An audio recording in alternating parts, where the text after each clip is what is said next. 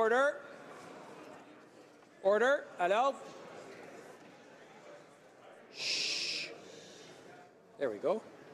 Mr. Christopherson, seconded by Ms. Ramsey, moves that in the opinion of the House, a special committee chaired by the Speaker of the House should be established at the beginning of each new Parliament in order to select all officers of Parliament. Debate. The Honourable Member for Hamilton Centre.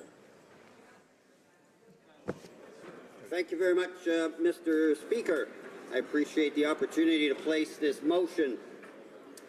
It's a pretty simple motion, actually. It's a matter of fixing something that is wrong right now, and that is that the officers or agents, the words can be interchanged, of Parliament, our officers, our agents, Parliaments, are actually hired by, in terms of the process, the executive. And my motion is deliberately worded so that I'm not calling on the government today to implement it for this Parliament, because quite frankly I've been around long enough to know that ain't going to happen. But I deliberately did place in here a model, but I want to say to you, Speaker, I'm not married to that model either. The principle is what matters to me. And the principle is Parliament should hire Parliament's agents. It's that simple. And I have to say, I'm going to say right now, I am really looking forward to arguments against, simply because I can't think of any that hold any merit, and am very much looking forward to the debate that will ensue for those who don't think that Parliament should stand up for its own rights. Now, I'm going to be making reference during my remarks and as we go on even into the other speakers in the next hour to a Public Policy Forum report that was just issued in April of this year. And what's interesting is that I'd already done my motion by the time this report came out. But guess what? They call for something similar. But first of all, I want to just introduce what this report is very briefly. In this report, the Public Policy Forum analyzes the current and evolving role of agents at the federal and provincial levels to provide recommendations on how oversight and guidance in the administration of policies can be improved while maintaining their autonomy within Canada's Westminster system. Supported by an advisory group of former agents, senior public servants, and other experts, Public Policy Forum conducted 20 interviews and organized 3 roundtable discussions between October and December 2017. I want to mention, if I can, Speaker, I don't want to take the time to mention everyone, but just to give colleagues just a taste of the caliber of the people that were on this, and there's going to be at least one name that'll twig with everybody, I suspect. So I'm just going to pick some of them. Margaret Bloodworth. Robert Marlowe, of course, a former clerk of the House of Commons. Jody White, David Sussman, Richard Discerny, Paul Dubé, Janet Ecker, Christine Elliott, Graham Fraser, the amazing Sheila Fraser. That alone should be enough for this House to follow the recommendations. Edward Greenspan, Bonnie Lissick, John Malloy, Kevin Page. We all remember Kevin Page and the work that he's still doing at the University of Ottawa. James Rogette, well-known member to colleagues. Wayne Wooders, of course, former clerk of the Privy Council. That's the caliber of people that were involved in this report. And what do they say as their #1 recommendation out of 9? And I quote, "The creation of new agents is the purview of Parliament and legislatures, not the executive." Their 3rd recommendation says, and I quote, "Legislators must be responsible for the appointment of agents with the aim of having all party support for the final selection. The Privy Council office and the Prime Minister's office should withdraw entirely from the appointments process. A special parliamentary committee should consider the kinds of selection processes operating in provinces such as Alberta and Saskatchewan." And may I also add that the United Kingdom, the mothership, when they hire their Auditor General, Guess who takes the lead? I mean, it's really radical about who takes the lead in hiring the UK's Parliament's Auditor General. Guess who it is? It's the Public Accounts Committee, which is the home committee to the Auditor General. How can that not make sense? Further,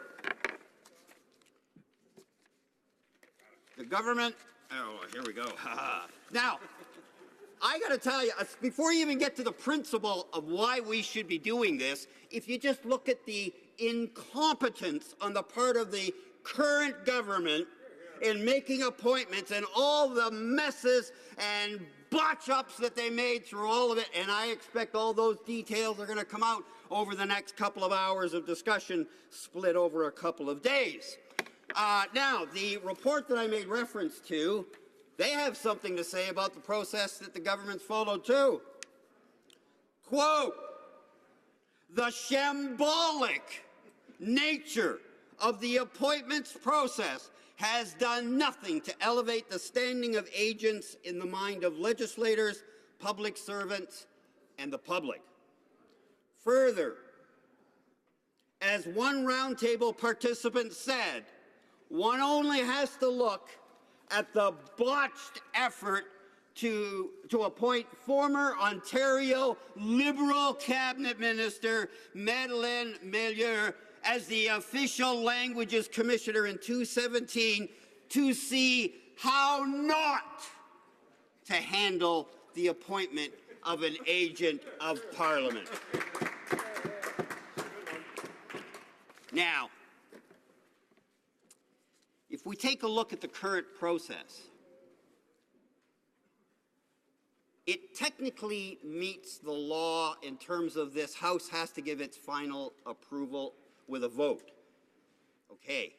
But under the current system, the government does the entire hiring process short of letting the two other leaders know what their intention is.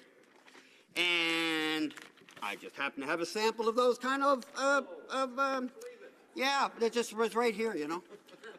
So this is a letter to my leader, Jagmeet Singh, and it said, you see who knows the rules over there and who doesn't know the rules over there. I am writing to seek your views regarding the appointment, the proposed nominee for the position of Chief Electoral Officer. I'm pulling bits of it. Following it, I love this. Following an open and transparent and merit-based selection process, I propose the nomination of Mr. X and as the next Chief Electoral Officer. I don't feel any need to mention his name. However, that was on April the 3rd. April the 27th. We get another, Mr. Singh gets another letter from the Prime Minister. I'm writing in follow-up to the letter from the government of April the 3rd regarding the position of Chief Electoral Officer. Your feedback was appreciated. Please be advised that the government will not be proceeding with the nomination as the principal nominee has been withdrawn. Same day, you can tell it's a form letter because it says, following an open, transparent, and merit-based selection process, I propose the nomination of Stéphane Perreault as the next Chief Electoral Officer. That took months and months and months and months and months, and they still screwed it up at the end. Basic civics. We all know it. There are 3 branches to governing Canada. There's the legislative branch. That's us. That's Parliament. Every MP elected. Then there's the executive, and that's the Prime Minister and Cabinet. And then thirdly, we have the Supreme Court, and their primary function in relation to us is to make sure that the laws that are passed are consistent with the Constitution. Now, some will recall that when we elect a speaker at the beginning of Parliament, the speaker is ceremoniously dragged as if being reluctant to take the very position they just spent days, if not weeks, actively running for. Why is that? Well, go back to the beginning, when parliaments first came into existence. All or any of the power that Parliament had came from the monarch. And the monarch, kind of like some of our prime ministers, they don't like it when people oppose them or take away power that they have. Remember your place. And so it would be that the Speaker would be the one to report to the monarch on what the House of Commons, what Parliament has said, and it wasn't unusual in the early days for that Speaker to lose their head. So it was not a position a lot of people wanted, because you had to go in front of the monarch, who may be in a good mood and may not be in a good mood. My point in raising that is to show the separation of those powers. This is not a complicated constitutional issue in my view. The Supreme Court hires their own staff. We wouldn't think of deciding for them who their nominees should be and give them a phone call the night before and say, under consultation, do you agree with this name? That's it. That's all that happens here. Well, we would never think of doing that with the Supreme Court, and they, of course, would never think of hiring our agents. But the government, the executive, and I remind all of us that Parliament is supreme, not the government. Parliament decides who the government is. That's the power of Parliament. The executive is a separate, distinct branch and power base of its own. We currently have this ridiculous, unacceptable overlap where the government, in the case of our agents, whether it's ethics or languages or Auditor General, the government does the advertising, the government does the interviews, the government does the shortlisting, and the government picks a name from their own short list, and they phone the leaders of the opposition and say, consistent with the law, this is consultation, do you agree? That is unacceptably absurd. Why? And I speak to all of you that I'm looking at, fellow MPs. We are parliamentarians.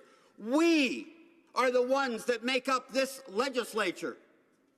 Why do we allow the executive to control the hiring process of our officers and agents of Parliament? Why would we do that?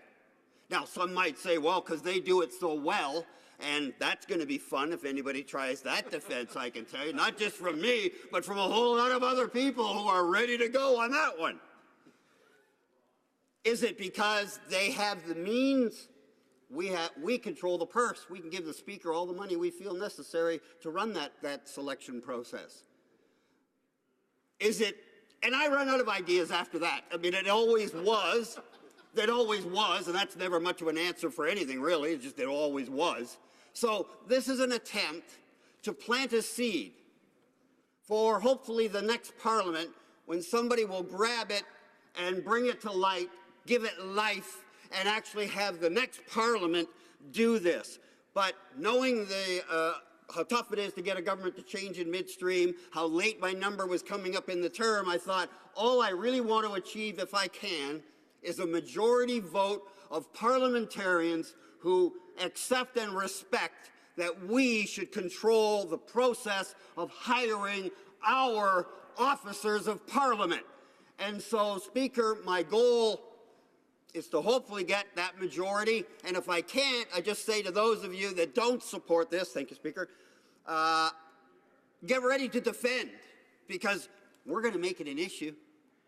And I suspect I don't know what the official opposition is going to do. It's going to be interesting to see, because part of my thinking is they don't want to give up power because they see themselves going back across the aisle, and they'd like to have that power for themselves. By the same token, they want to oppose the government, and here's a chance to stand with the angels, and it's got to be tough. It'll be interesting to see how it unfolds. But at the end of the day, Speaker, at the end of the day, this is about respecting ourselves, respecting Parliament, and taking back that which is ours. Thank you.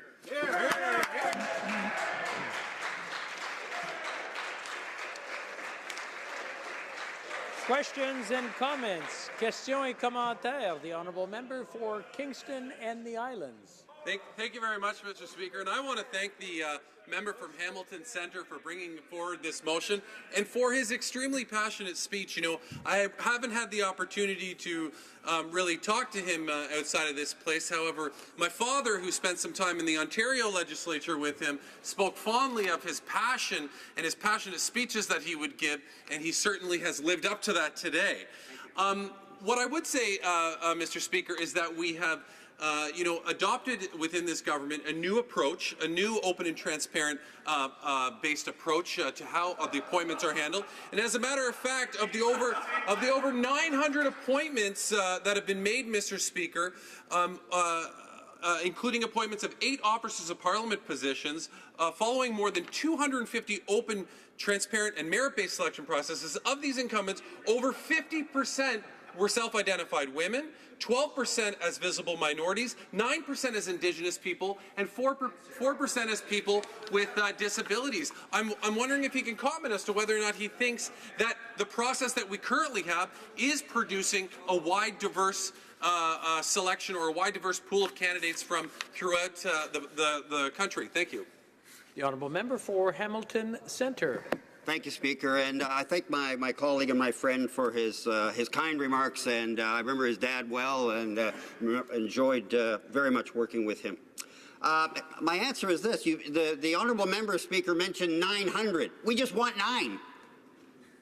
Right? We want 1%. And as to the other ones, I'm glad that they're improving the system. I'm glad it's resulting in more diversity. That's all to the good, but it's got nothing to do with what I have put before this House. What I have put before this House is, should we as Parliament have the responsibility and the ownership of hiring our agents? So I say to my friend, it's good they're making those changes. I hope they go better. The ones we don't see, I hope they go better than the appointments we have seen, because it's pretty bad, the process. But the issue is really not what you're doing what they are doing internally for positions they're entitled to appoint. I'm talking about the 9 that, in my opinion, they're not entitled to appoint. Questions and comments. Questions et commentaires. The honourable member for Winnipeg North. Mr. Speaker, I've had the opportunity inside the Manitoba legislature to go under a different model. So I've experienced what we have today and what we've had, what the member is somewhat implying, where it's actually members of different political identities that meet and they hire these independent officers. Being familiar with both processes, I'm very comfortable with what we are proposing and what the government is actually has advanced.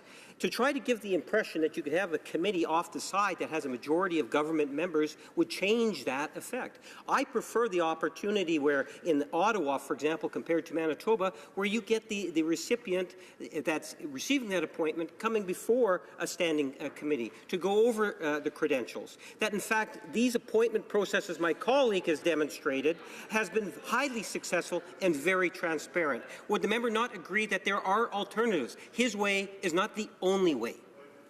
Well, member for Hamilton Centre. Thanks, Speaker. I appreciate the member paying attention and responding. Thank you. Look, I have experience too.